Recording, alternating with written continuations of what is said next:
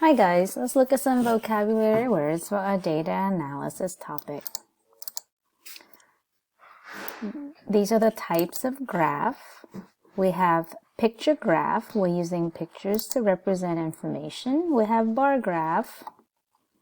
We're using these bars to represent our data. A graph has a title, labels, category, and our data. This is an example of a tally chart. You can see the tally marks here. This is our title, favorite pets.